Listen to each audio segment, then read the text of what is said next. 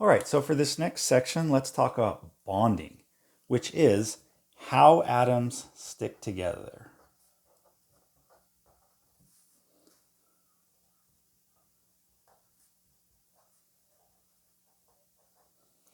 So the way atoms stick together is all reliant on this one idea, and we call it the octet rule.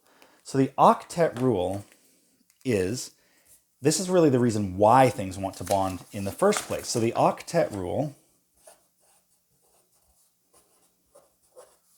is that all atoms want to get 8, that's why it's octet, 8 electrons in their outer shell. So we were just talking about that on our periodic table, where metals are things with very few electrons in their outer shell, non-metals are things with more electrons in their outer shell, but no matter what you are, whether you're a metal, non-metal, whatever, you want 8 electrons in your outer shell.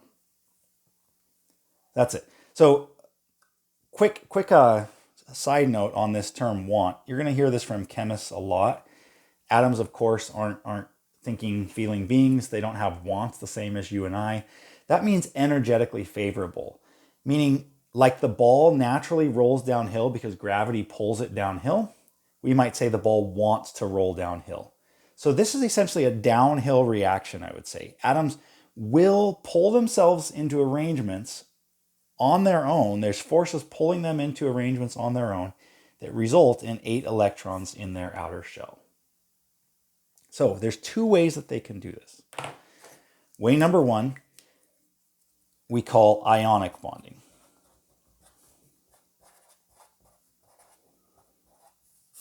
Way number 2 is called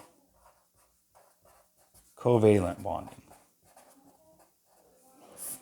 The one we want to get into more today is ionic bonding, but I want to explain both just briefly before we dive in. So ionic bonding happens between a metal and a non-metal.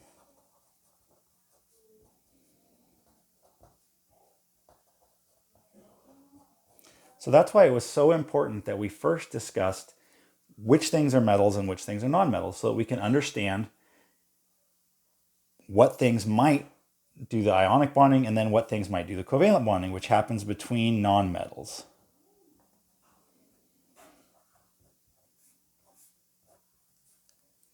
All right, so here's how it works. Imagine you had a metal like lithium wanting to bond to a non-metal like chlorine.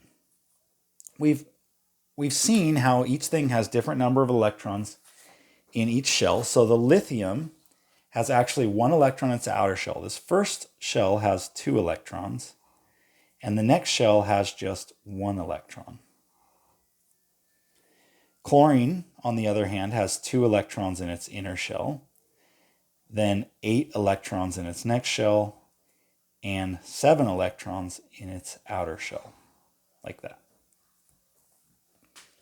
So this sets it up for a perfect situation where chlorine wants 8 electrons in its outer shell, and lithium also does. Well, lithium's just going to lose this battle. Chlorine is just going to straight up steal the 1 electron and give itself 8 electrons in its outer shell. And that's how ionic bonding works.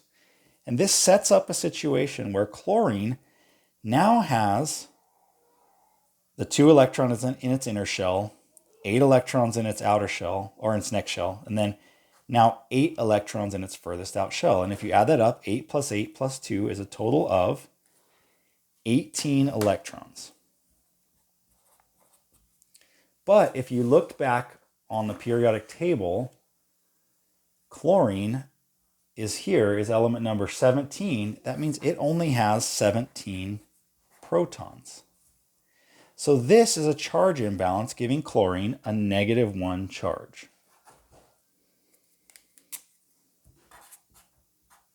We would call that an anion, a negatively charged ion. Lithium is the opposite. Lithium, if you look on your periodic table, has 3 protons in its nucleus. And having lost 1 electron, That gives it 2 total electrons. So it has an extra positive charge. It becomes positively charged. And now that positive and negative ion, we call those ions because they have a charge, are attracted to each other. And that's how ionic bonding works. Covalent bonding, on the other hand, happens between nonmetals, and what they do, instead of taking an electron, they share electrons. So imagine an element like fluorine. Fluorine has 2 electrons in its inner shell.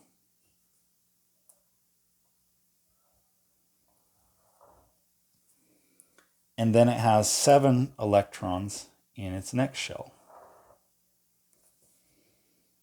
So if it wanted to bond to another fluorine atom that would look exactly the same, how would it bond? Well, it's not going to be able to do what lithium and chlorine just did, because one fluorine can't just steal 1 electron from the other fluorine. And if it did, that wouldn't empty a shell out like it did for lithium. It would just leave 6 electrons there, which would mean it still wants to get to 8. So what happens here is, instead of stealing, a kind of sharing is going to happen. That essentially works like this. Imagine this fluorine, this first fluorine, has those 2 electrons in its inner shell. There's an electron here and an electron here. Then in that next shell, it has 7 electrons, and I'll write those out all individually now as individual electrons.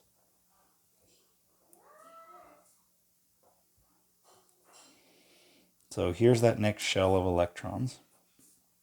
What it's going to do is it's going to shimmy up and get very close to this other fluorine atom, which I'll draw in black now. And that fluorine atom will do the exact same thing. It'll have its 2 inner shell electrons. Then in its outer shell, it'll have 7 electrons. But now they'll be so close to each other that those 2 electrons that were single electrons over here will essentially be shared equally between the 2 fluorines, making it feel as if each fluorine has 8 electrons. 1, 2, 3, 4, 5, 6, 7, 8. 1, 2, 3, 4, 5, 6, 7, 8. So it feels as if each has that 8 electrons in their outer shell, while nothing has actually gained or lost electrons. And that will cause these 2 fluorines to stick together in a molecule by what we call covalent bonding. So that's the basics of the 2 bonding schemes, the 2 reasons stuff would stick together. But we want to spend our time today focused on this ionic bonding. And given that that's the case, I want to bring up one more thing, one more distinction between these 2. Here, those 2 fluorines are the only 2 that stuck together. And that gave them each, apparently, or they feel like they each have 8 electrons. But over here, 1 lithium and 1 chloride can do this and will do this. But the thing is, many lithiums and many chlorines may do this. And what they end up doing is forming what's called an crystal lattice in this ionic bond. It'll be a lithium positive attracted to a chloride negative, but then another lithium positive will stick on the other side and another chloride negative. And that'll go on and on and on with many, many millions, billions, trillions of ions forming those crystals. So here we just had the 2 fluorines sticking together, sharing. Those 2 fluorines are always going to be friends as long as they're bonded. Here, when lithium and chloride did that, many, many, many lithiums and chlorides did that and formed one big clump together. And that leads to some different properties depending on which type of compounds we're observing. All right, so go ahead and do the activity, and we'll get back to this concept a little bit later.